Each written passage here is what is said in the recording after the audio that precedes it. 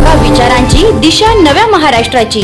आपण पाहत आहात GD9 महाराष्ट्र न्यूज।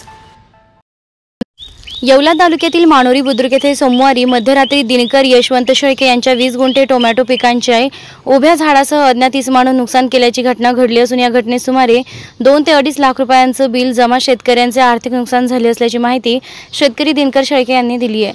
सोमवारी सकाळी दिनकर शेळके यांचा मुलगा नवनाथ शेळके हा शेतात गेला होता। शेतात जाताच टोमॅटोचे झाडे शेतात तोडून टाकल्याचं निदर्शनास आल्याचं दिसताच शेळके यांना मोठा धक्काच बसला। मोठ्या काबड कष्टाने मागील 15 दिवसापासून टोमॅटो उत्पादन सुरू केलं होतं। 2 वेळा टोमॅटो विक्रीसाठी देखील नेले होते। सोमवारी पुन्हा टोमॅटो विक्रीसाठी न्यायचे असल्याने शेतात पाहणी करण्यासाठी आले असता नवनाथ शेळके यांना टोमॅटोचं नुकसान झाल्याचं दिसून आलं। रात्रभर पावसाची हलकी रिपरिप सुरू होती। टोमॅटो विक्रीसाठी न्यायचे होते, त्यामुळे शेतात पाणी साचले आहे की काय हे बघण्यासाठी मी सकाळी लवकर शेतात गेलो तर मला माझ्या शेतातील टोमॅटोचे झाडे अज्ञात व्यक्तीने झोडपलेली दिसली व मोठ्या प्रमाणात टोमॅटो पिकाचं नुकसान झाल्याचं दिसून आलं। सुमारे 2 ते 2.5 लाख रुपयांचं आर्थिक नुकसान झालंय। याबाबत येवला ग्रामीण पोलीस स्टेशनला अज्ञात व्यक्तीविरुद्ध गुन्हा नोंदवलाय। तांत्रिक कारणामुळे GD9 न्यूज महाराष्ट्र हा चॅनल नव्याने पुन्हा सुरू झाला आहे, तरी आमच्या असंख्य प्रेक्षकांना विनंती आहे की हा चॅनल सबस्क्राइब करा आणि आयकॉन बेलचं बटन दाबायला विसरू नका। धन्यवाद।